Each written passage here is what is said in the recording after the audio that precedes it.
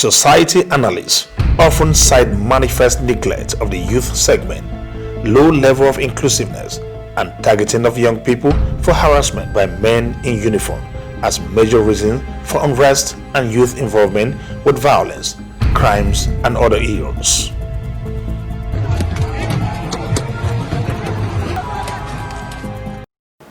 Being that youth make up over 60% of Nigeria's population, a gross feeling of discontent by this group can be most unsettling, as was experienced recently with the last EndSARS protests that held in various parts of the country.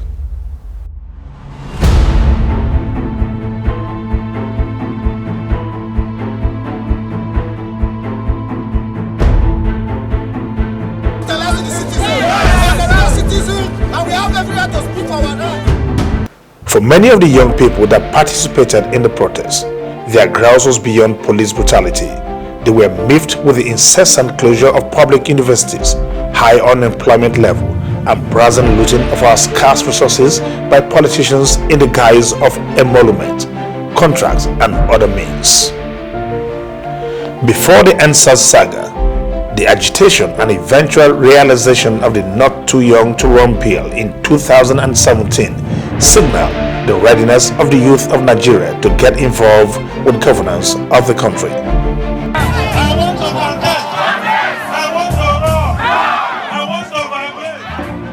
Many will, however, argue that the age brackets of political actors or leaders are not a guarantee of accountability, which is at the crux of the challenge of leadership in Nigeria from pre-independence era. It is instructive to note that our most known political leaders like Nnamdi Azikiwe, Yakubu Gowon, Olusegun Obasanjo, Muhammadu Buhari, Shehu Shagari, Obafemi Awolowo, and several others got into office as very young people, yet governance has remained quite poor.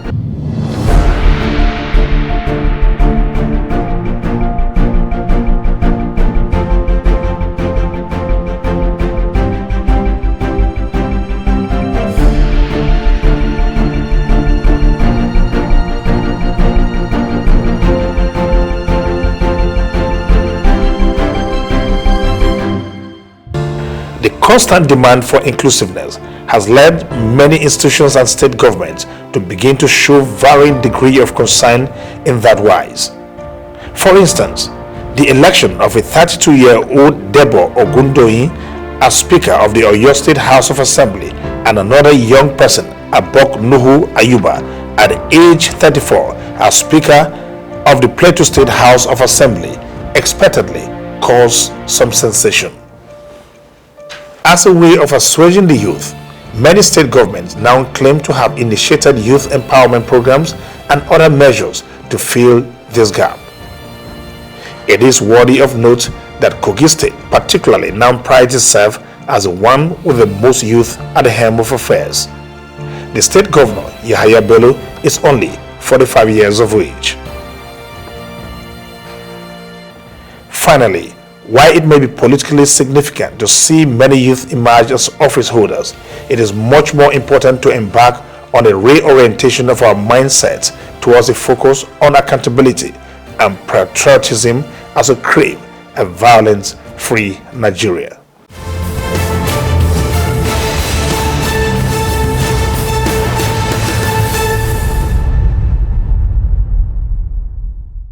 Welcome back. This is Steve Violence-Free World, and His Excellency Yahaya Bello, Governor of Kogistate, is still very much in the house with us. Excellency. Now, inclusiveness, like you know, is one of the ways to assuaging youth. Now, as a very proactive leader that you are, there must be some certain things that you're doing to appeal to the young people, or to settle them, or to make them comfortable, or to make them at home with you, that we do not know completely, that you probably want to share with us. What would these things be? Thank you. Upon assumption of office, and knowing fully well that I was the youngest governor as at the time I came into office at the age of 40, I looked at the governance structure and the strata in the society. And I quickly adopted a position. First, not only bringing young ones into governance, but ensuring that women are included as well. Ensuring that there are certain do's and don'ts that will guide us. These do's and don'ts, first, I ensure that there's no discrimination, either religious discrimination, class difference, or region or the tribe you belong. In other words, no nepotism. That is already an inclusiveness. I discovered that those who had led before us were in their, they were already our seniors, and they've made a lot of mistakes. I knew that bringing them back would mean doing same thing, same way, and expecting different results. So what I did was to appeal to our seniors that you've done well, you've really put in your best. This is a retirement age, please. Take a step back. Stay back at home, because we don't want you to continue to do what you're used to doing and there's no result and you kill yourself or die along the line. So stay back at home, let's take care of you. Let the younger ones now take the front stage and do the job. So in a way, it is a win-win situation. The older ones stay back at home. We, the younger ones, let's do the job, take care of you. Wherever we're making mistake, let us know. When we evaluate and we discover it is mistake, then we'll correct ourselves. And that has worked. My distribution of the resources, I ensured that it's equitable among the 3 senatorial districts, local governments, and communities. So putting all of this together and harnessing the energy and vibrancy of the younger generation and the youths, who are able to achieve the success we achieve today. And if this mix is what we practice at national level today or moving forward, I know surely that youth restiveness is going to reduce to the barest minimum. I watched you on television during the NSAS, and you went on to offer leadership to the seamlessly leaderless movement. And some of us are asking ourselves, aside from the fact that you're a very young person, what made you feel that you're qualified to offer your leadership or to lead this revolution, which somehow, save for what you've told me behind cameras, and which some of us never knew, okay, now tell everyone now, what made you feel that you were qualified to, or you are qualified to lead the youth? Thank you. When the NSAS, stuff just broke out, I tried to quickly make a research to know what they're agitating for and what they wanted. I discovered that they had genuine cause, and I supported them. Even though in Kogistate there was no need for such agitation. Yeah. Because I, as a governor, I am proactive, I protect my citizens, and I ensure that every law enforcement agent, all of them that are existing in the state, both the army, the navy, the police, the civil defense, the DSS, all of them obey the rule of engagement in the state. So there was no need for such protests in Kogistate. However, across the country, there are such violations. And then I supported the agitation. But all of a sudden, I realized that there's no any known, per se, leader that has come out to own the movement. I now felt, this wonderful call for reform, for change, positive change, is going to be misplaced or will be hijacked. And I felt that looking at the way and manner, the style I have led the youths and the citizens and residents of Kogistate, they should be able to listen to me. Because they say he who goes to equity must go with clean hand. I've been able to lead the people of Kogistate, the youth of Kogistate, pretty well. They should listen to me and then take to my advice. Initially, they refused to listen to me, and eventually we saw the consequences. But I did not stop. I continued to offer my advice, even though I did not know one single leadership of the NSAS protests. I now advised again when they were trying to come up with the second protest. I had to quickly come out proactively to advise and caution the likely consequences of their action if they go on the street again. And thank God they seem to have listened to voice of reason, and they took the advice, and we have that seeming peace today. So, and the advice is, sheath your sword. While government has acceded to your demand and they are attending to it, we can't make a change by staying outside and continue to make noise. Let's get inside. When we get inside, then we'll be able to effect the change we want, which is participate in politics. Choose any political platform you want, even though I would prefer that the youth should come in their numbers into APC, because APC provide a platform for a younger generation to thrive. And then let's begin to effect change from there. I am there. I'm ready to provide that leadership. I'm ready to sacrifice. I've been sacrificing. I will continue to sacrifice for the people.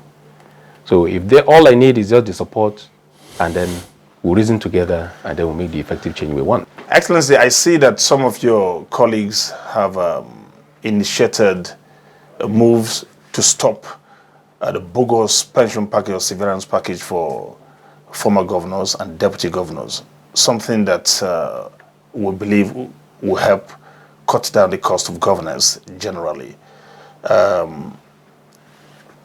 Some of us are beginning to also imagine that it's something that will be adopted by all the states very soon. Is this something that you support? Let me tell you, I will take you back to this once again, that you know what 3.5 trillion can do in the life of Nigerian people? If coronavirus is still our problem, we could have invested this 3.5 trillion in upgrading our health system, and there's no equipment we will not have across all our health institutions, tertiary, secondary, and primary health care centers. We will have state-of-the-art equipment in all of this. Some of them are still left in shambles as I speak with you. But we are talking of salary of governor, of senator, of this. We're not talking of this. This is a colossal and a monumental waste. Today they will say, oh, Bello Yahaya has coronavirus. Why should I come to the television to announce that I have coronavirus? Maybe sometimes I have headache, or maybe I'm suffering from diabetes or AIDS or whatever. I don't come to the television to come and announce that I'm having some of these ailments. If we want to sell vaccine, if we're marketing for vaccine, for crying out loud, when the vaccine is out, go and buy and come and market it. Whoever wants to take should take. We have killed our economy more during this coronavirus, more than you can think of. The lives that were lost as a result of the lockdowns, as a result of the livelihoods that were lost, the lives that were lost is unquantifiable. If you compare it with Boko Haram, the kidnappers, the armed robbery, the hard killings, and what have you, this one is more. Because people were afraid to go and access healthcare facilities, and doctors were angry. Were scared to attend to people. Some people are even shortening their breath. Let me conclude on the issue of the cost of governance and how it affects our expenditures and how it affects the people, and so that we build confidence in the people. I said it the other time that in one of these our sessions there was this beautiful report on from a committee that was set up headed by Governor El-Rufai, where 2 trillion naira only were supposed to be expended on major commercial viable roads. This 2 trillion naira was supposed to be taken from pension fund. As I speak with you, pension fund is in excess of 13 trillion naira. This 13 trillion naira continue to accumulate and multiply every month or every day. The 2 trillion that will be borrowed from there is going to be at an interest rate to fix our roads. It's not free. But the road is still there. Over 1 year, the report is gathering dust. Nothing is done. I feel pained over this because every week, every month, every moment, I am always using the road. I choose to be using the road because I want to feel what the people are feeling. The roads are not fixed, just 2 trillion that will be paid back. But we have expended 3.5 trillion on coronavirus. Meanwhile, when these roads are fixed, the economy will boom. Our people means of livelihood will be okay. Even those that are ill, that wants to access health care, it will be easy for them to travel on a smooth road. But yet we choose to go on COVID-19. That is misplacement of priority. These things, by the time we check them, and again, whether we like it or not, there are still overinflation of contracts, left, right, center. By the time we put all of these costs together, and then you put side by side with the cost of governance as it is today, even though we should reduce it, you discover that cost of governance directly on government is negligible compared to the waste and misplacement of priority. Well, that's a very good point to anchor it. Excellency, we'll take a break and we'll come back after this timeout. This is Violence Free World. I've been speaking with the Executive Governor of Kogistate, His Excellency Yahaya Bello. When we return from the break, there'll be more. Stay here.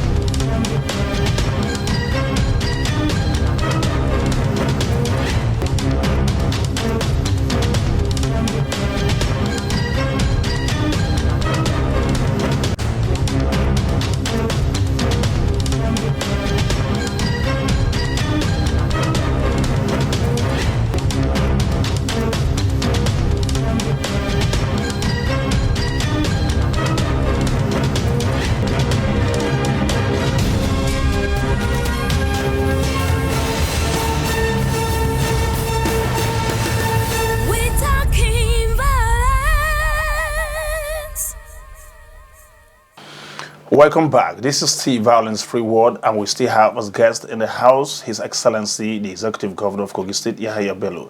Excellency, one thing that made situation worse for especially the NSAS was the prevalence of fake news, which has refused to go away. I've spoken to some of your colleagues as far as fake news is concerned. They have their take as regard whether there should be new regulations, standard regulations, or not. It has to exacerbate this situation as far as NSAS and many other situations on violence across the country is concerned. Everywhere, be it Kogistate, Zamfara, everywhere, even the insurgency in the northeast. Should we get special laws, new laws, brand new set of laws? Can new laws help the situation? I'm a practical human being. There has been enough laws in this country to guide us in governance and practice. There's no law you come up with today that cannot be circumvented or broken. What I felt is required in this country is, first, there must be sincere leadership. If there is sincere leadership and the people believe in your program and projects or policies, nobody will turn it upside down or misrepresent or misinterpret your intentions. I give you the example of Kogistate once again. In Kogistate, when we came on board, I was misrepresented. I was misunderstood. But I remained focused and determined. Then gradually I instilled that confidence and trust in the minds of the younger generations and the citizens of Kogistate. And they've come to realize that, oh, what we're actually churning out is either fake or they did not really know what they were saying. And then the narratives change. So if we are carrying or maybe practicing sincere leadership in this country at various levels, remember, leadership is not just government, federal, state, local government. No. On the part of, we have religious leadership, leadership at various levels, in fact, from home. When a father or a husband goes out, lie to the wife today, and then you catch up with the lies, you try to lie again on the other, you don't seem to understand him again. So whatever you feel, you give it, you dole it out there. So, but by the time we instill confidence and trust in the minds of the people, the issue of fake news will reduce. Of course, there are still those, referred to as recalcitrants. They enjoy breaking the law. There are enough laws to take care of some of those things already. I don't think there's any need for any special law to regulate the use of our social media or the new media.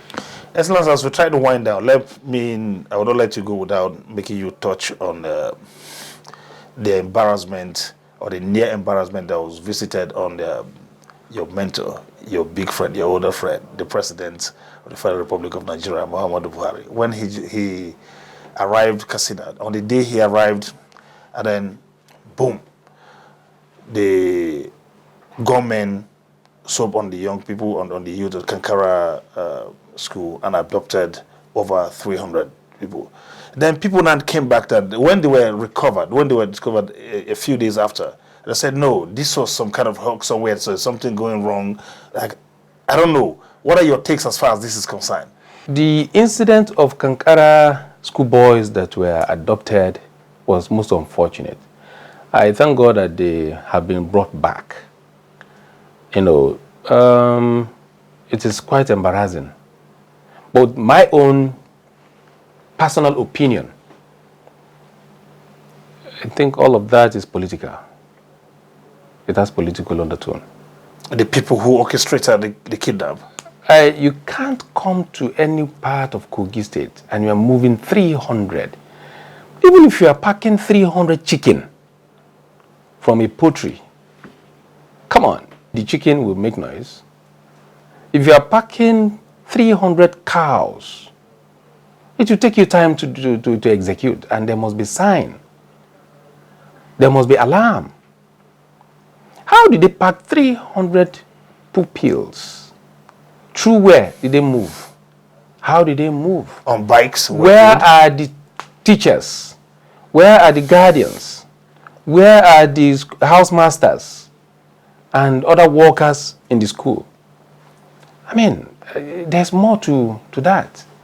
And sincerely speaking, you wouldn't expect Mr. President to hold AK-47 to go and be guiding schools. I think if we destroy ourselves because of Mr. President, we would have succeeded in destroying ourselves. Mr. President has done his best, but I think that's why I said it the other time, that we can't paint the scenario that played out before 2015, where Chibok girls were kidnapped, and the then government did not show any concern. If we are trying to recast the same scenario now, it won't work. It will not work. But let me summarize by saying I urge the security agencies to unearth the mystery behind that kidnapping of these children and returning them back. In Kogistate today, I'm not saying that we are 100% secured, but on a scale of 1 to 10, we have reduced insecurity to just 2%. To just 2. That is, from 1 to 100, it is just about 10 to 20% in Kogistate. Any kidnapping that takes place in Kogistate today, we will recover the person, and we will always get those that perpetuate such incidents, because the people cooperate with us. So I urge every citizen of this country to cooperate with this government. People should try to look inward and apply sometimes local solutions and let us be ready to secure ourselves. Finally, Excellency, your word of advice to the young people watching this program now, to whom this project is dedicated to, who are increasingly seeing violence as an alternative to the good life. What would be your word of advice to them? My advice is let's, get together and let's reason together. Let's come down and reflect on the current happening. Today, those that are referred to as thugs are youths. Those that are referred to as criminals are youths. Those that are referred to as hoodlums are youths. And those law enforcement agencies that are set to go against those criminals, the hoodlums, the vandals, are equally youths. It means youths are set against themselves, or we are setting ourselves against each other. Rather, let us be calm. This is the time we can make a change in our lives. This is the time to tell our seniors, our elders, that they should take a back seat. They should give us the chance to take a lead. In any case, nobody's going to give you a chance except you come in and take the chance by yourself. So it's an opportunity for us to come in now. Let's participate actively in politics. Let's elect ourselves into various positions in various political parties, participate actively to install the various officials, and go ahead to elect younger generations into position of governance. It is only us that can understand each other's language. We're not telling the seniors to go away. We're simply telling them to go back home and rest so that we can take care of them effectively in their old age. Because it requires energy, vibrancy, and current reality to be able to govern ourselves. If we do all of this, I think we will have a future that we can call better. We will have a country that we can call a country of our dream. Thank you. I think, Excellency, that's a very good point to leave it. Excellency, the Executive Governor of Kogistate, Alhaji Yahaya Bello, thank you very much for obliging us. Thank you very much. Well, this has been Violence Free World. Same time next week promises even more if you endeavor to be here. Until then, please remember to remain on the road to a violence-free Nigeria. And thank you for watching. No more to violence, no more we're crying out, no more to all the killings, no more to violence, no more we're crying out, no more to all the killings, no more, no more, no more,